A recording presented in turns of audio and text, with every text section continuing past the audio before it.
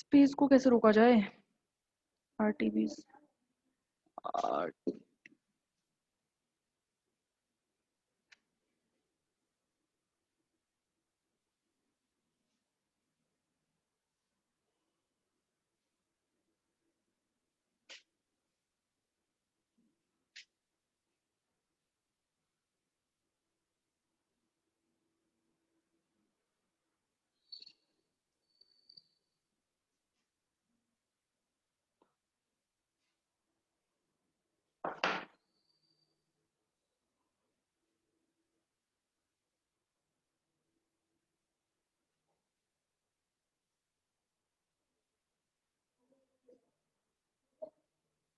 वो स्टूडेंट अगले student add हो गए।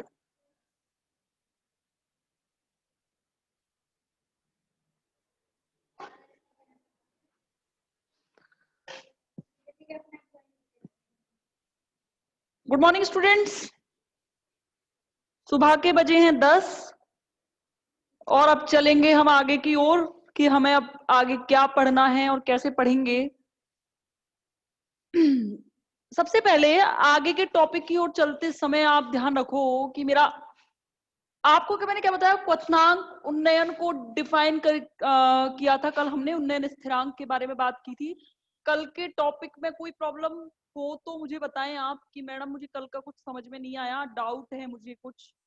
अगर किसी के पास नोट्स, और हाँ बच्चों ध्यान रखो कि नोट्स के स्क्रीनशॉट ले लीजिएगा साथ की साथ, कोई दिक्कत नहीं है। क्योंकि आप लोग कह रहे थे, कुछ मेरे से कहा था, मेरे पास कॉल्स आए थे कि मैडम नोट्स हमें नहीं मिल पाए हैं, तो नोट्स की चिंता आप लोग मत करो, नोट्स वोट्स तो मिल जाएंगे। अब देखो, आप एक बार मुझे बता देना कि कोई दिक्कत कल के टॉपिक में, कल पढ़ के देखा हो तो।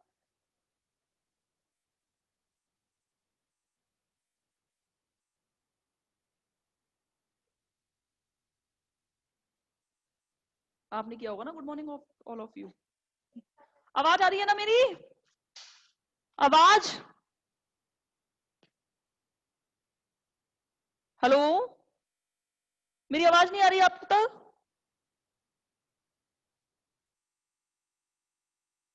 आ रही है ना? बोलते नहीं है। सेकंड ईयर के स्टूडेंट तो पूरे टाइम चैट पे लगे रहते हैं, आप लोग पता नहीं क्या बोलते ही नहीं हो। एक तो ये तार वार का संकट मुझसे बैठता नहीं है, ये कभी कुछ हो जाता है, कभी दिक्कत हो जाती है। अब देखना, आगे चलेंगे। वाष्पीकरण की गुप्त ऊष्मा और मोलल उन्नयन स्थिरांक में संबंध।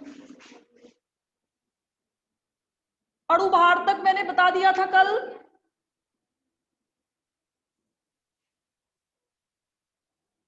वाष्पीकरण की गुप्त ऊष्मा और मोलल उन्नयन स्थिरांक में संबंध पढ़ेंगे हम।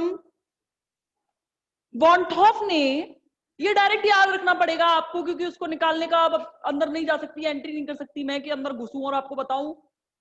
बाष्पीकरण की गुप्त ऊष्मा का मतलब, आप में से कोई मुझे इसकी डेफिनेशन एक बार बता सकता है कि heat of latent, latent heat बता सकते हो? लेटेंट हीट ऑफ वेपराइजेशन, यानी कि वाष्पीकरण की गुप्त ऊष्मा के बारे में आप क्या जानते हो? मैडम मोलल उन्नयन स्थिरांक तो आपने बता दिया था हमें क्या होता है, केबी से रिप्रेजेंट करते थे। अब जरा मुझे बताना लेटेंट हीट ऑफ वेपराइजेशन क्या है, बताओ फटाफट। कोई है ऐसा स्टूडेंट क्लास में जिसको, चलो ठीक है आप डेफिनेशन नहीं दे पा रहे, कोई ऐसा तो है कि जिसको पता है मैडम, मैं जानता हूं, मुझे पता है, मैं जानती हूँ, मुझे पता है कि क्या होती है। बताओ फटाफट क्या। हाँ या ना, मतलब ना भी नहीं कहा जा रहा क्या? बताओ फटाफट। वैसे दिन भर भले ही चैट में लगे रहते हो अपने छोटू मोटू से बात करने के में, और यहाँ पे अगर कुछ बोलो तो बस हो गया काम। इतना ही है बस कि आपको चैट यहाँ होगी नहीं, पढ़ाई की बात चल रही है ना, इसलिए बड़ी मुश्किल से तो फोन लेके बैठते हो, वो तो बस एक बहाना है, फोन लेके बैठ गए। हाँ मत, अब घर वालों को पता है बेटा पढ़ रहा है, अब भगवान जाने पढ़ रहा है कि जाने क्या कर रहा है। अब देखना, लेटेंट हीट ऑफ वेपराइजेशन क्या होती है, पढ़ाई का महत्व आपको पता चलेगा बहुत जल्द। क्या है, ग्रेजुएशन में हो ना तो थोड़ा ऐसा होता है, मेरे साथ भी था, मैं भी ऐसे करती थी, होता था, लेकिन जब हम समय जब निकल जाता है ना तो समय की इंपॉर्टेंस पता चलती है कि टाइम कितना इंपॉर्टेंट होता है। तो ये चीज ध्यान रखना, खैर आपकी मर्जी है, पढ़ो मत पढ़ो। अब देखना, एक्चुअली में लेटेंट हीट ऑफ वेपराइजेशन वो है, वह ऊष्मा जो एक फेज से दूसरे फेज में बदलेगी किसी चीज को। मैडम मतलब क्या है? अरे ठोस, द्रव, गैस, तीन फेज होती हैं पदार्थ की। अब जब मैं किसी वाष्पीकरण की गुप्त ऊष्मा की बात कर रही हूं तो आपको पता होगा, सॉलिड से पहले लिक्विड में और फिर लिक्विड से गैस में बदलता है। वह ऊष्मा जिसमें कोई पदार्थ अपनी एक प्रावस्था से दूसरी प्रावस्था में बदलेगा, वह ऊष्मा उसकी वाष्पीकरण नहीं, गुप्त ऊष्मा कहलाती है, लेटेंट हीट के नाम से जानी जाती है। पर फिर वाष्पीकरण की गुप्त ऊष्मा क्या है? तो वाष्पीकरण की गुप्त ऊष्मा ये है कि आप लिक्विड से गैस में जैसे परिवर्तित कर रहे हो किसी वस्तु को या किसी पदार्थ को, जिस हीट पर आप उसे चेंज कर रहे हो, यानी कि कोई चीज डायरेक्ट गैस में परिवर्तित हो रही है, गैस तक आप पहुंच रहे हो, तो वो ऊष्मा हमेशा वाष्पीकरण की गुप्त ऊष्मा के नाम से जानी जाएगी। इसे हम इसमें रिप्रेजेंट करेंगे एलवी से। एक हिमांक की गुप्त ऊष्मा और पढ़ेंगे, हिमांक का अपना मन में, जिससे एलएफ से रिप्रेजेंट करेंगे। L for latent heat, L for latent गुप्त, और बी फॉर वेपराइजेशन वाष्पीकरण की गुप्त ऊष्मा, एलबी। एक्चुअली में इनके बीच में बॉन्टॉफ ने डायरेक्ट इक्वेशन निकाली, डायरेक्ट समीकरण निकाला, वो ये था केवी बराबर आर टीबी स्क्वायर अपॉन 1000 बटे इंटू एलबी। मैडम ये क्या? तो ये तो आपको याद करना ही पड़ेगा। वैसे तो आपसे वो क्वथनांक उन्नयन पूछता है कि आप क्वथनांक के बारे में क्या जानते हो, क्वथनांक उन्नयन से आप क्या समझते हो। पर पूरा अगर 6.5 नंबर में आ गया ना तो आपको डिटेल बाय डिटेल पूरा स्टेप बाय स्टेप इसे सॉल्व करना ही पड़ेगा कि हम कैसे सॉल्व करें इसे। और मैंने आपसे पहले भी कहा था कि हर साल आता है पेपर में, इस बार भी आएगा ही आएगा। तो देखना के भी बराबर क्या हो गया, अभी तो पेपर होना बाकी है फिजिकल का, तो इस बार फिजिकल का पेपर हो तभी देख लेना कि सॉल्यूशन में से क्या आया है, क्योंकि लास्ट ईयर भी मैंने इसी कॉलेज में बायोलॉजी वाले स्टूडेंट को मैंने पढ़ाया था, थर्ड ईयर वालों की। तो देखना आप जरा, ये जो है ये कहलाता है आपका, ये संबंध है जहां एलबी क्या है, वाष्पीकरण की गुप्त ऊष्मा, केबी क्या है, मोलल उन्नयन स्थिरांक, और टीबी क्या है, क्वथनांक। क्वथनांक ही है बस, डेल्टा टीबी थोड़ी है, क्वथनांक उन्नयन थोड़ी ना बात कर रही हूँ, केवल मैं क्वथनांक की बात कर रही हूँ। टीबी क्या है, क्वथनांक है। अब देखना आर की वैल्यू, एक्चुअली इसमें 2 किलो कैलोरी के इक्वल ली गई है, R is equal to 2 kilo calorie. और जब इसे हल्का सा सॉल्व करेंगे तो आर का मान रखोगे तो क्या आएगा, 2 टीबी स्क्वायर अपॉन 1000 एलबी। तो यहां से क्या आ गया, केवी बराबर 0.02 टीबी स्क्वायर बटे एलबी, ये रिलेशन होता है। ये तो बस आपको ऐसे याद रखना है, 2/1000। आपको पॉइंट लगाना तो आता है ना, 2/1000 को कैसे सॉल्व करेंगे ये तो पता ही होगा। ये वाली चीज सॉल्व करने के बाद में कितने पार्टिसिपेंट है, अब देखना यहां से खत्म होने की तरफ से, ये तो कुछ नहीं है, तो सिंपल है, अणुभार निकालना मैंने सिखा दिया था। अब चलते हैं मेरी इंपॉर्टेंट डेरिवेशन, जो आज का मेरा फोकस है, मेन फोकस है इंपॉर्टेंट डेरिवेशन की ओर, वो देखें तो देखिए, चलते हैं एक बहुत महत्वपूर्ण डेरिवेशन की ओर, जिसका नाम है डेल्टा टीवी की ऊष्मागतिकीय व्युत्पत्ति।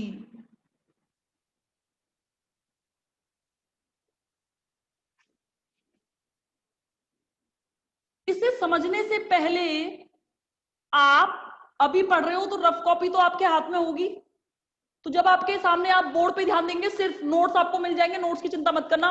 मैडम आप है ना ये नोट्स लास्ट में भेजना स्क्रीनशॉट के लिए, हाँ लास्ट में, तो आप लोगों को चिंता मत करना, नोट्स मिल जाएंगे, पर अभी फिलहाल इसकी तरफ ध्यान देना जरूरी है क्योंकि ये बहुत ही इंपॉर्टेंट रहेगा आप लोगों के लिए। अब देखना, इसको समझने से पहले स्पेशली बायोलॉजी स्टूडेंट ध्यान रखना, सबसे पहली बात तो दो चीज समझो। पहले तो आपको पता होगा log p upon p1, log p upon p1 छोड़ो, log m अपॉन n क्या होता है, लिख लेना कॉपी में कहीं, log m minus log n, ये चीज पता है।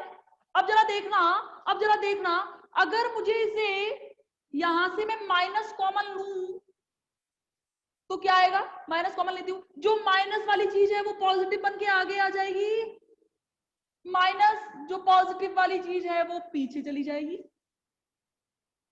ठीक है, तो ये क्या हो गया, माइनस के लॉग, इसे क्या लिख सकते हो, n अपॉन m, यानी कि log m अपॉन n को हम उल्टा कैसे लिख सकते हैं, अगर हम माइनस बाहर कॉमन ले लें तो माइनस बाहर कॉमन लेने के बाद log n अपॉन m में बदल जाता है m अपॉन n की जगह।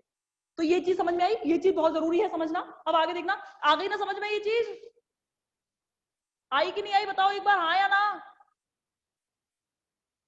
हाँ या ना, बताओ फटाफट, यस वेरी गुड। अब देखना, मैथ वाले बच्चे तो जानते हैं, इसमें कोई दिक्कत नहीं है, लेकिन बायोलॉजी वालों के लिए एक चीज और यहां नोट कर लेना जो इसमें काम आएगी बहुत, लॉग ये नहीं पढ़ी होगी I think, 1 minus x when x is very very less than to 1, x का मान 1 से बहुत छोटा है, तब इसका मान हमेशा माइनस एक्स के इक्वल होता है। ध्यान रखना, मैंने क्या बोला, log 1 माइनस एक्स, जब x बहुत छोटा है, जब x बहुत छोटा है तब इसकी वैल्यू माइनस एक्स की इक्वल होगी, ये काम आएगा। ये दो चीजें आपको याद होंगी तो 100% आपका ये डेरिवेशन कंप्लीट होगा। अब आगे देखो, इसे समझेंगे अब अच्छे से। इसे समझने से पहले आपने थर्मोडायनेमिक्स सेकंड के अंतर्गत एक रिलेशन पढ़ा होगा, एक रिलेशन दिया था वॉन्टहॉफ ने। वॉन्टहॉफ ने एक रिलेशन कुछ इस प्रकार दिया, log p अपॉन p1, ये मत कहना मुझे पता नहीं है या मुझे ध्यान नहीं, एक बार पलट के कॉपी देखना या पेज देखना, delta H B upon R, delta H B upon R, T1 one upon T B minus के 1 upon T1, delta H B. ये एच बी क्या है, वेपराइजेशन की एनर्जी, मोलर गुप्त ऊष्मा के नाम से जानी जाती है, वो बाष्पीकरण की गुप्त ऊष्मा थी, ये मोलर गुप्त ऊष्मा के नाम से जानी जाती है।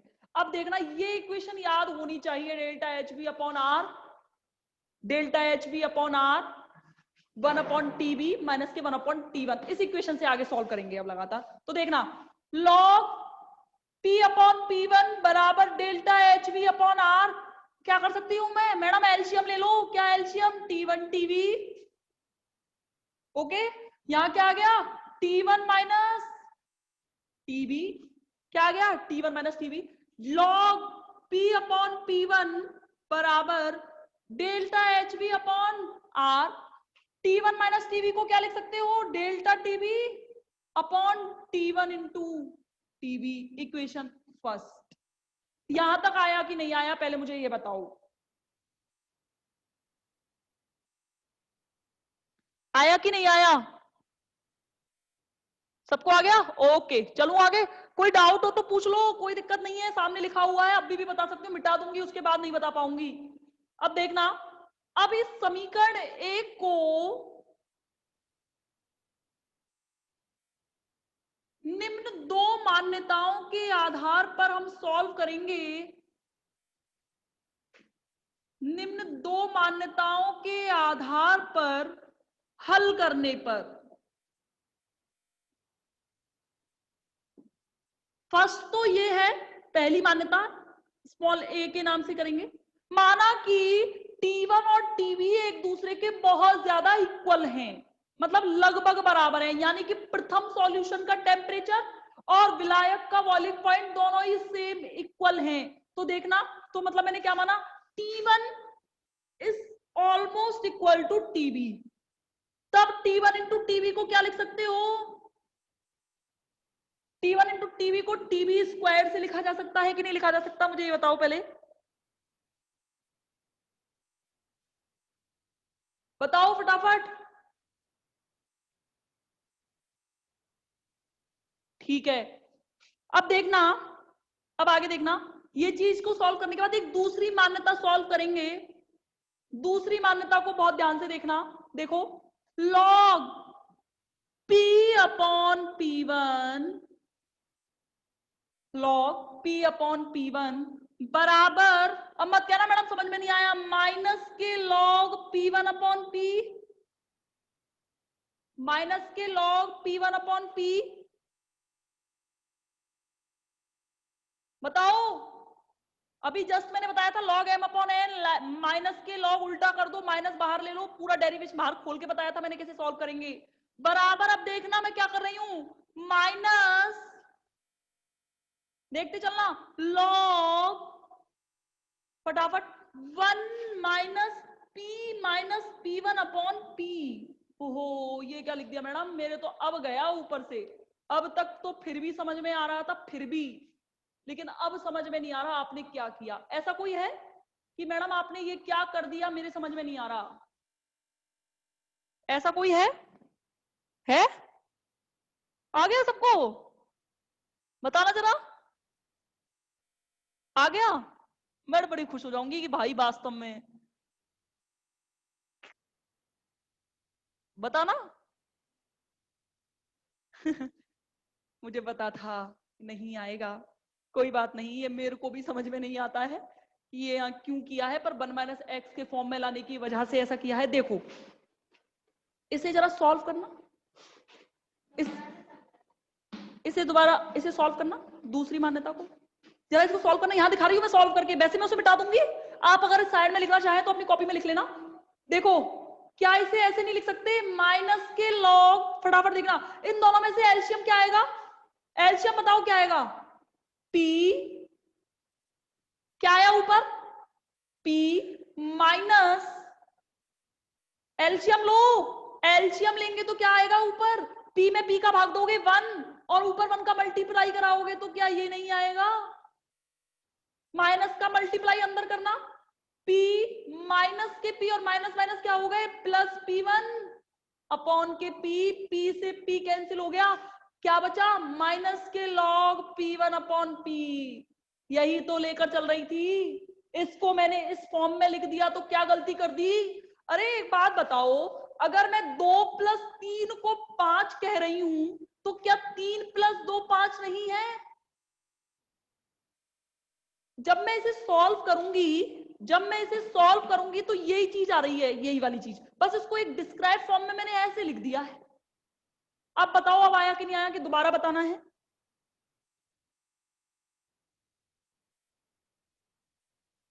बताओ जल्दी, दिव्या। ओके, चलिए बहुत बढ़िया, बायोलॉजी के स्टूडेंट को आ गया, इट मींस मैथ वाले तो वैसे ही बहुत टैलेंटेड होते हैं, ऐसा नहीं है कि बायोलॉजी वाले नहीं होते, मैं तो मजाक कर रही हूँ। अब देखना, यहां तक आ गया, ये चीज नोट कर लेना आप साइड में, जिनको नहीं आया हो वो, ठीक है ना। अब देखो, ये चीज समझाने की इसलिए थी कि आपको आना चाहिए कि कैसे आया है। अब देखो ये क्या आ रहा है, log 1 minus k x, log 1 minus k x, जब अगर मैं मानूं कि x is very very less than to 1 है, then log 1 minus x equal to minus k x, log 1 minus x, log 1 minus x है या नहीं। अगर मैं इससे ये कहूं तो क्या ये यहां पे ये नहीं बचेगा, फिर से देखना, log p अपॉन p1 बराबर, ठीक है, क्या आएगा, माइनस तो पहले से ही है एक, और एक और माइनस इसलिए आ जाएगा कि 1 माइनस एक्स के लिए मैं फॉर्मूला लगाऊंगी तो ये ऐसे बचेगा,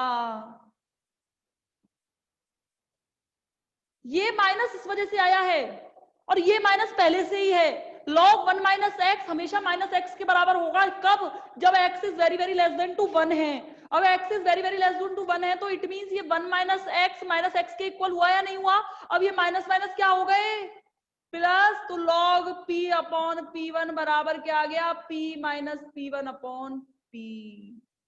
इक्वेशन सेकंड। थोड़ा गैप लेके 2 मिनट आप फटाफट देखो, एक बार एनालिसिस करो, क्या नहीं समझ में आया वो बताओ। मुझे पता है कि अभी जब हम पढ़ेंगे क्वांटम मैकेनिक्स तो आपको बहुत उसमें इन्हीं का तो यूज है। क्वांटम मैकेनिक्स पूरी मैथमेटिकल है। जब हम चलेंगे मैथमेटिकल की ओर, फोटो केमिस्ट्री में नहीं है, थ्योरेटिकल है जब हम 4th यूनिट पढ़ेंगे। इसीलिए मैंने ये 5th यूनिट पहले इसलिए लिया है कि इसका काम आता है बाद में, हम इसका यूज करेंगे बाद में और यूनिट्स के अंतर्गत। तो आप देखना ये वाली चीजें पहले समझ में आई कि नहीं आई, पहले तो ये बता दो मुझे।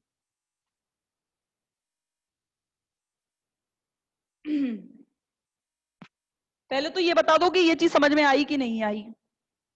नहीं आई हो तो मैं दोबारा बताऊं, आ गई हो तो इससे बढ़िया तो कोई बात ही नहीं है। कौन है? कृतिका, बायोलॉजी से है कृतिका। आ गई कृतिका को? और कोई है जिसको नहीं आई हो? सिंगल स्टूडेंट भी है ऐसा जिसको नहीं आई हो तो मैं बता दूं। अब क्या लगता है आपको? अब मैडम आप कुछ ऐसा करो कि मैं इसका यूटिलाइज कर सकूं, तो मेरा फेवरेट नियम राउल्ट के नियम से।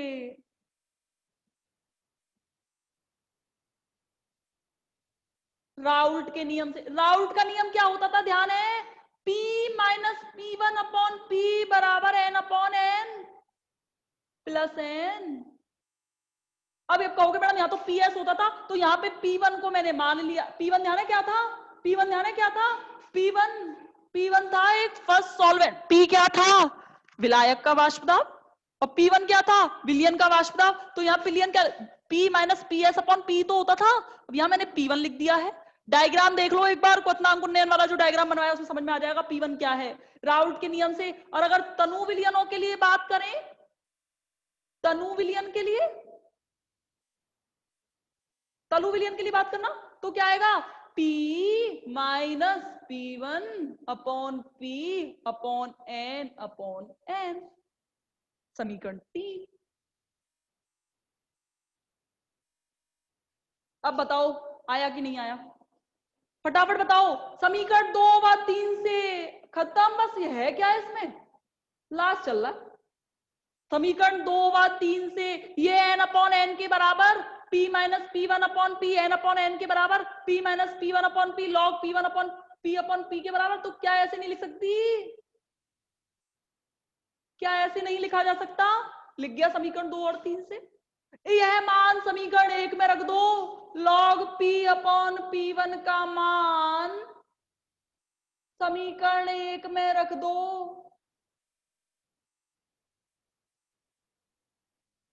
समीकरण 1 में रखो फटाफट, क्या आएगा? log P अपॉन P1 का मान यहां से आ जाएगा आपका n अपॉन n बराबर डेल्टा HV अपॉन R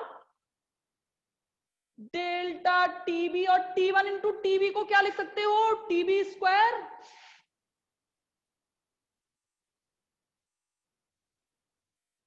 बताओ ये चीज समझ में आई कि नहीं आई? अब यहाँ पे मैं सिर्फ n और n का मान रखूंगी, पहले यहां तक देखो फिर मिटाऊंगी मैं इसे, इधर समझाऊंगी। बताइए फटाफट।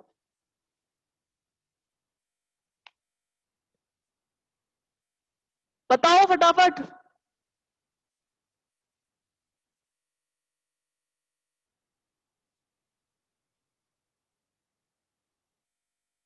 जल्दी चलूं आगे फिर? दोबारा नहीं समझाऊंगी, आप सोचो दोबारा समझा दो मैडम।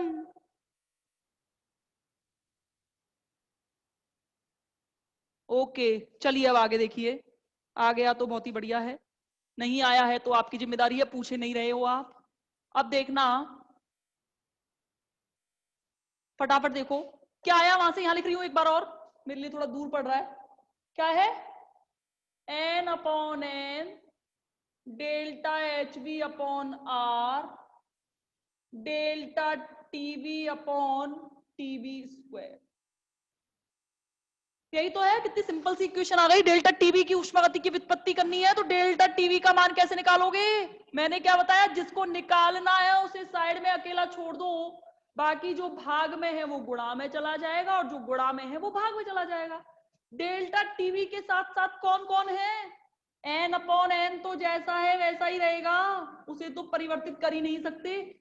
इनटू ये किसमें है, भाग में, भाग में है तो गुणा में जाएगा ऊपर, और कौन सा है भाग में, आर, तो आर भी किसमें चला जाएगा, गुणा में, बटे, और डेल्टा एच भी गुणा में है तो बेचारे को नीचे आना पड़ेगा। आ गया, आया है नहीं।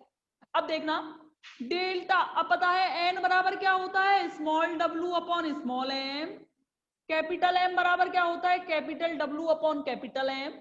डेल्टा टीबी बराबर एन अपॉन एन की वैल्यू यहां रखो, डब्ल्यू अपॉन एम, अब उल्टा कर रही हूं डायरेक्ट, क्या हो जाएगा एम इंटू डब्ल्यू, क्या आ गया यहां से, टीबी स्क्वायर इंटू आर बटे डेल्टा एच बी। अब देखो क्या है, अब एक बार देखना, और इसको और छोटा करते हैं।